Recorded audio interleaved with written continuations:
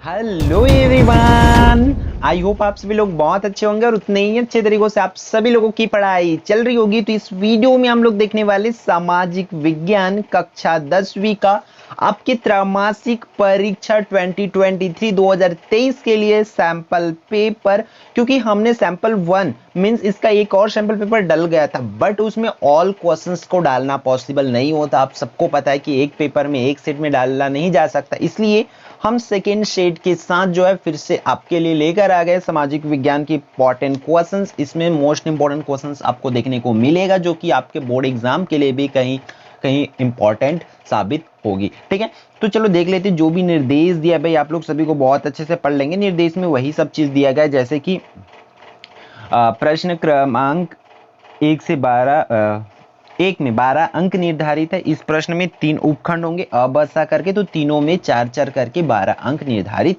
है। फिर 2 से 4 तक अति लघुत्तरीय प्रश्न है, उस पर 2 अंक निर्धारित है, और 5 से 7 पे 3 अंक निर्धारित है, और 8 से 10 में 4 अंक निर्धारित है, और उसी तरीका से 11 5 अंक और 12 6 अंक निर्धारित है। इस तरीका से बोला गया है, तो जो कि आपके कहीं ना कहीं इसमें 100% जो ब्लूप्रिंट को फॉलो किया गया है। ठीक है, तो चलो देखते चलते हैं इंपॉर्टेंट क्वेश्चंस को क्या बोला जा रहा है। इसमें फर्स्ट क्वेश्चन आपकी स्क्रीन पर है, साइलेंट स्प्रिंग पुस्तक के लेखक कौन है। तो ये आपके सोशल साइंस के चैप्टर 1 का ही है भाई। ठीक है, तो साइलेंट स्प्रिंग के जो लेखक कौन है भाई, चैलेस कार्सन। ठीक है, सॉरी रैचेल कार्सन है। ठीक है, फिर किस प्रकार की भूमि पर उद्योग लगाना। ठीक है, अगर आपको उद्योग लगाना है तो किस प्रकार की भूमि पर लगाओगे, तो सबसे पहले तो कृषि भूमि पर आप लगा नहीं सकते। ठीक है, क्योंकि वो कृषि भूमि उपजाऊ भूमि, उस पर उद्योग लगाना मूर्खता की बात होगी। ठीक है, फिर बोल सकते हो वन भूमि पर भी नहीं लगा सकते, क्योंकि अगर वन भूमि पर आप लगाते तो ना जाने कितने पेड़ों को कटाई करना पड़ेगा, जिससे बहुत बड़ी नुकसान हो सकती है। फिर उपवन भूमि पर जो गार्डन वाली है आपकी, फूल बगीचा है, फल है, इन पर भी आप नहीं लगा सकते। तो बाकी कौन है, बंजर भूमि पर, मतलब जो भूमि उपयोग नहीं हो रहा है उस भूमि पर आप क्या लगा सकते हो, उपवन लगा सकते हो। ठीक है, फिर देख लेते हैं आपके नेक्स्ट क्वेश्चन को क्या है भाई, कि क्या बोला जा रहा है, एफसीआई। एफसीआई का फुल फॉर्म क्या है उसको आपको करना रहेगा। तो यहाँ पर देख लो ऑप्शन है, एफसीआई का फुल फॉर्म दिया है, भारत के साथ विदेशी सहयोग, भारतीय जीवाश्म निगम, भारतीय जीवन बीमा निगम। तो ये भारतीय जीवन बीमा निगम तो ये नहीं हो सकता, ये आपको पता है। ठीक है, भारतीय खाद्य निगम। तो यहाँ पर ऑप्शन जो है, 2 ऑप्शन जो सटीक हो सकते हैं, तो देखते हैं इसकी आंसर क्या होगी करेक्ट। तो भारतीय खाद्य निगम ही क्या होगा, इसकी करेक्ट आंसर होगी। ठीक है, फूड कॉरपोरेशन ऑफ इंडिया। फिर फोर्थ की बात करें, चौथा की बात करें, इसमें क्या दिया हुआ है, नई आर्थिक नीति के घटक क्या है। तो नई आर्थिक की घटक है उदारीकरण, निजीकरण और वैश्वीकरण। ठीक है, तो ऑप्शन नंबर 3 इसकी करेक्ट आंसर होगी। ठीक है, उसी तरीके से फिर खंड ब में देख लेते हैं क्या बोला जा रहा है। खंड ब की ऑप्शंस को देख लो, सभी लोगों की हित को खालिस्तान कहा जाता है, तो उसको लिखना है आपको। फिर खालिस्तान हमारे लेन देन को सुगम बनाने का माध्यम है, तो कौन है भाई माध्यम, आपको जो मुद्रा होते हैं। ठीक है, सोवियत संघ के विघटन के बाद खालिस्तान विश्व का एकमात्र महाशक्ति रह गया, इसको आपको करना है। फिर सरकारी कार्य में भ्रष्टाचार रोकने सन 1905 में खालिस्तान अधिनियम पारित किया गया था। तो इन क्वेश्चंस को भी बहुत अच्छे से कर लेना है, क्योंकि ये सुपर मोस्ट इंपॉर्टेंट क्वेश्चंस है आपके एग्जाम के लिए। ठीक है, फिर उचित संबंध।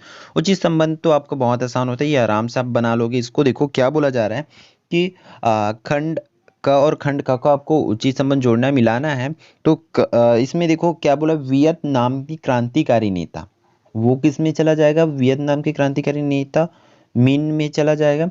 फिर कमेटी ऑफ 100, तो वो चला जाएगा रसेल पर चला जाएगा। फिर टेलीविजन, टेलीविजन किस पर जाएगा, बेयड पे जाएगा। और बांग्लादेश में कौन सी चलती है, टका चलती है। तो ये रहा आपका उचित संबंध का करेक्ट आंसर। ठीक है, फिर आगे बढ़ते हैं आपके नेक्स्ट क्वेश्चन की ओर। 2 मार्क्स वाले क्वेश्चंस, आपका प्रश्न क्रमांक 2 से 4 तक का।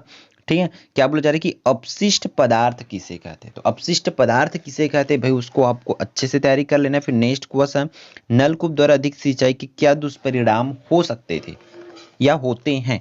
अगर आप नलकूप से ही बहुत ज्यादा सिंचाई करते हैं तो उसका क्या दुष्परिणाम होगा, उसको लिखना है। फिर उपनिवेश को समाप्त करने एवं स्वतंत्रता प्राप्त करने के लिए किस प्रकार की भावना होने की ज़रूरत है। तो ये तीनों 2 अंक वाले क्वेश्चन है और इस तरीके से 2 अंक में आपको क्वेश्चंस पूछे जाते हैं। फिर आपके 3 मार्क्स वाले क्वेश्चन देख लेते हैं। क्या बोला जा रहा है कि संतुलित आहार की आवश्यकता क्यों है? इसके 2 कारण आपको लिखना है। फिर आपके आसपास ऐसी कौन सी चीज़ें उपलब्ध है जो हमें दूसरे देशों से जोड़ती है। फिर नियमगिरी के स्थानीय निवासी खनन का विरोध क्यों कर रहे थे? जो नियमगिरी आंदोलन हुआ उसका क्या हुआ, कैसे हुआ, कंप्लीट डिटेल आप लोग पढ़ लेंगे रिलेटेड क्वेश्चंस के तौर पर, ठीक है। फिर प्रथम विश्व युद्ध का जन सामान्य पर क्या प्रभाव पड़ा? तो ये क्वेश्चंस तो मोस्ट इंपॉर्टेंट क्वेश्चंस है जो कि बोर्ड एग्जाम में आते ही है।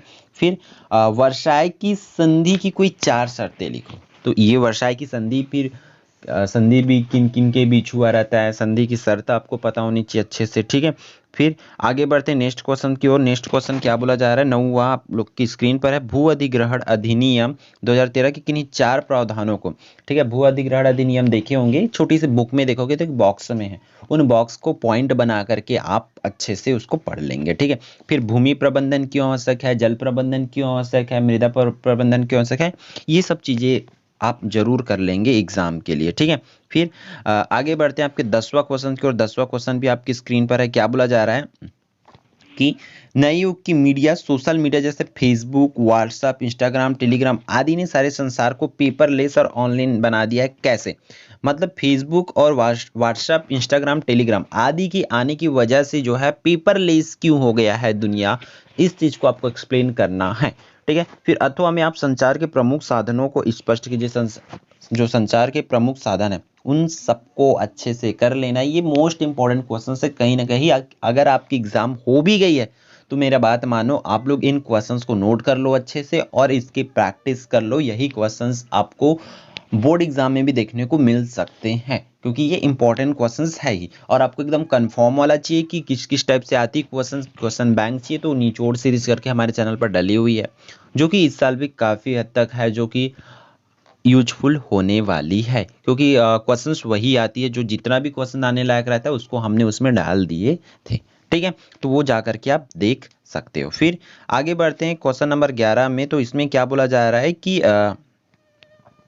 ऋण के लिए शर्तें आवश्यक। ये क्वेश्चन तो इंपॉर्टेंट है, ये आप सबको पता है, ठीक है। ब्याज दर, समय, जमानत, गिरवी आदि की आवश्यकता क्यों पड़ती है, इनको आपको समझाना है। और इसके अथवा में आपको ये वाली क्वेश्चन कर लेना है कि ऋण की सुविधा एक और हमारी आय को बढ़ाने में सहायता होती है, वहीं दूसरी ओर कर्ज। तो इसमें कोई सा भी एक एग्जाम्पल लेना है कि इस अमुक नाम के व्यक्ति ने ऋण लेने के बाद उन्होंने उस ऋण को नहीं चुका पाए तो किस प्रकार वो मतलब कर्ज की जाल में फंसती गया, इस चीज को आपको एक्सप्लेन कर देना ऐसे एक उदाहरण ले करके, ठीक है। फिर नेक्स्ट क्वेश्चन देखते हैं आपकी 12वीं नंबर की क्वेश्चन में क्या बोला जा रहा है।